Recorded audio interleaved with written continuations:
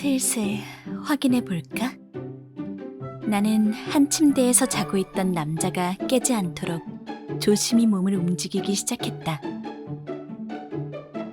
프레데릭 라이페르제, 소설 저주받은 황태자의 남자 주인공이자 라이페르제 제국의 황태자.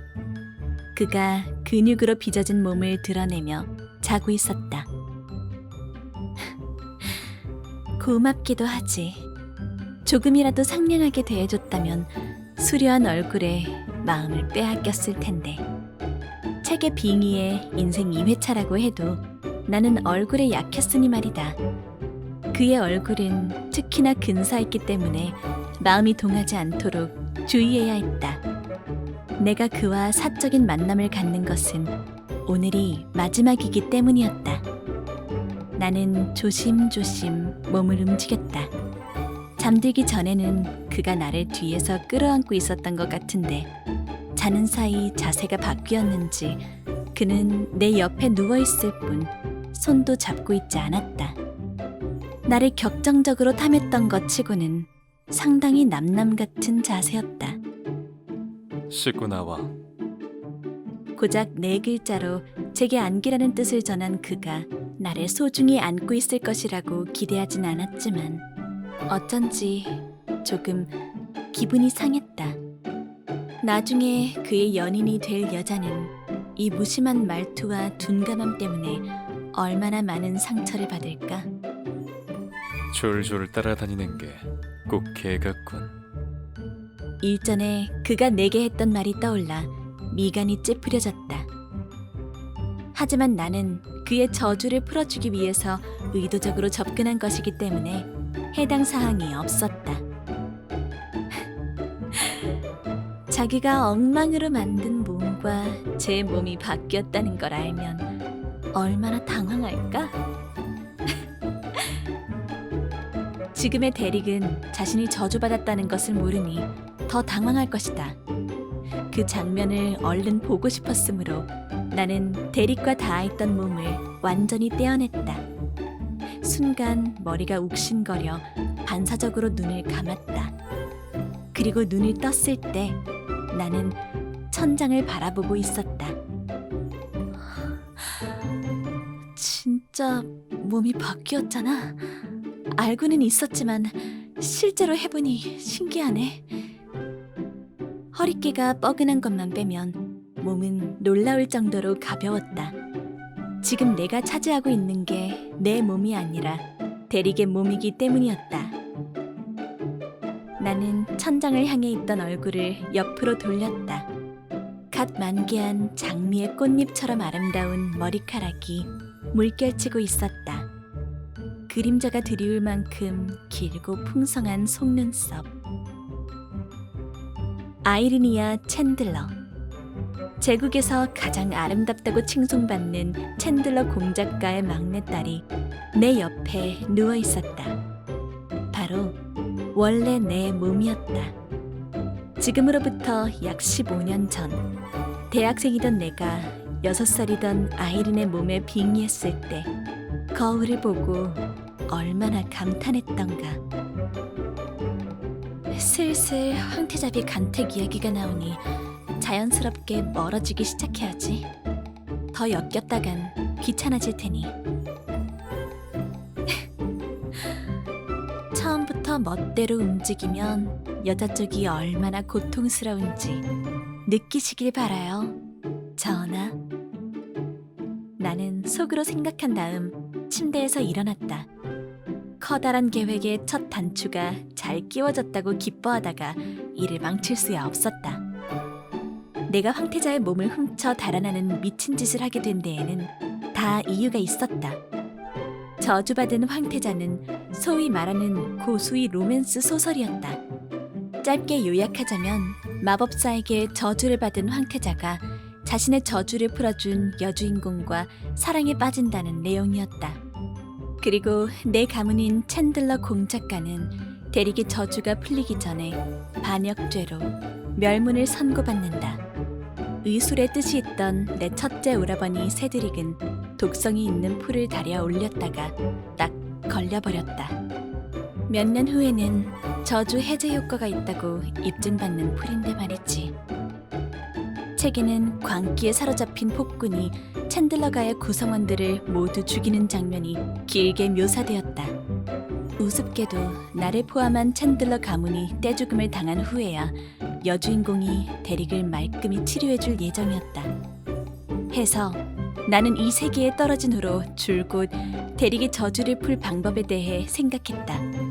다른 것은 내가 준비할 수 있었지만 15일 동안 같은 시간에 마법의 물약을 꼬박꼬박 챙겨 먹는 것은 내가 어찌할 수 없었다. 그에게 저주를 설명하고 해독제를 권하는 것도 불가능했다. 나도 모르는 저주를 내가 어떻게 알았냐고 물으면 할 말이 없었으니까. 몇 년 동안 생각해 보았지만 그에게 해독제를 보름 동안 같은 시간에 마시게 하려면 방법은 하나뿐이었다. 내가 그의 몸을 차지한 다음 직접 물약을 마시는 수밖에. 하여 나는 데릭을 의도적으로 유혹했다. 아쉬운 건 나였으니 늘 매달리고 아양을 떠는 것 또한 나였으며 그는 시종일관 무심하고 불친절했다. 하지만 끈질긴 유혹 끝에 나는 일밖에 모르는 그가 나를 곁에 두는 것이 익숙해지도록 하는데 성공했다. 이렇게 개고생해서 저주를 풀어주는데 고맙다는 말 한마디 듣지 못한다니. 드디어 이 일에서 손을 뗄 수 있다는 사실이 기뻤다. 이제 나도 개죽음 걱정 없이 내 인생을 살아갈 수 있을 것이다. 일을 마치고 원래 내 몸으로 돌아가면 데릭이 들쑤셔놓은 내 여린 마음들을 치료하기 위해 화초 같은 연하남들을 두루 가까이 할 생각이었다.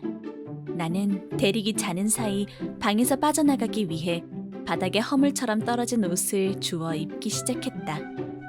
데릭은 오랜 시간 적국에서 살며 암살 위협을 받았기 때문에 잠귀가 무척 밝았다. 평범한 사람들과는 비교도 안 될 정도로 감각 또한 예민했다. 몸이 바뀐 지금도 그 특성이 유지될지는 모르는 일이었지만 그의 영혼도 남들보다 기민할 것이 분명했다. 나는 소리가 나지 않도록 신중히 문을 열고 바깥으로 빠져나왔다. 이제 내 목숨과 가문을 지키기 위해 치밀하게 준비해둔 속임수가 하나 둘 수면 위로 올라올 시간이었다. 전하, 이 시간에 어찌? 문과 꽤 떨어져 있던 데릭의 호위가 가장 먼저 나를 발견했다. 평소 그의 호위는 흥랑이라 불리는 개인 기사단이 도맡았으나 오늘은 모두와 함께하는 외출이라 그런지 평범한 황실의 기사가 맡고 있었다. 잠이 오지 않는군. 내가 말하자 호위가 가만히 수긍했다. 태자군과 조금이라도 관련이 있는 사람이라면 데릭이 불면증을 가지고 있다는 것을 알고 있었다. 내겐 고마운 일이었다. 조금도 눈치채지 못하는 것 같은데? 준비를 철저히 한 보람이 느껴졌다. 빙의 후부터 지금 이 순간까지 데릭을 끈질기게 관찰하고 따라다닌 나이기에 행동거지에 어색함이 없었다. 나는 뒷짐을 지고 1층으로 내려왔다. 아직 동이 채 다 뜨지 않은 새벽이었다. 곳곳에서 졸던 호위 기사들이 나를 따라왔다. 창밖은 언제 비바람이 몰아쳤냐는 듯 뭉게구름과 잔잔한 파도로 고요했다. 멀리서 무언가가 이곳을 향해 날아오고 있었다. 전하, 황실의 전서조입니다. 그의 말대로 창밖에는 윤기나는 검은 털을 가진 새가 회치며 배회하고 있었다. 새의 다리에는 검붉은 리본이 길게 휘날리고 있었다. 드디어 도착했군. 그것이 나와 내 조력자가 준비한 가짜 전서조라는 것을 모르는 사람들의 얼굴이 사색이 되었다. 검붉은 리본은 황실의 누군가가 위독한 상태임을 뜻했다. 그리고 현 황실에서 위독해질 만한 사람은 딱 하나. 데릭의 어머니이자 제국의 어머니인 엘리제 황후.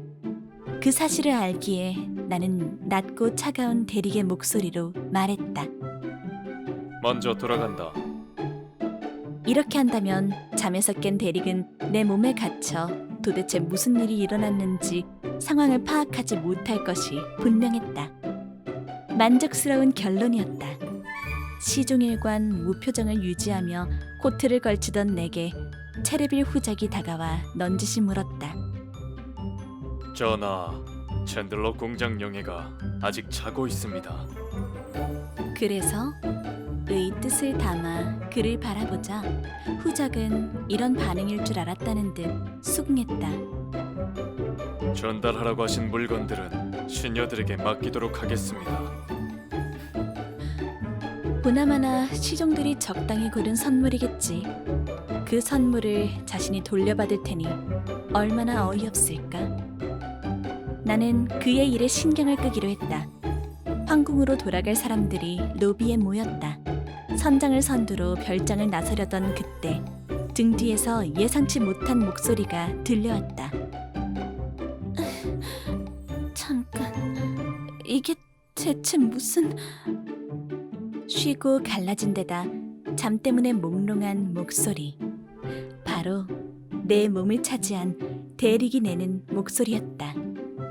그의 영혼이 예민한 건지 생각보다 일찍 깨어났다. 충분히 예상했던 범위의 일인지라 유감을 표할 일은 아니었다. 나는 뒤돌아 그를 바라보지 않았다. 어젯밤 마음껏 날뛴 대가로 내밀한 통증을 호소하는 대릭을 봤다간 나도 모르게 고소해 죽겠다는 웃음을 흘릴 것 같았다. 나는 그가 내게 내뱉던 차가운 목소리로 말했다. 공녀, 날 귀찮게 하지 마. 언젠가 그가 내게 했던 말 그대로. 대릭이 얼빠진 얼굴로 나를 바라보는 것이 벽에 걸린 금속 장식에 비쳐 보였으나 나는 그대로 별장을 나섰다. 자고로 인생이란 뿌린 대로 거두는 법이었다.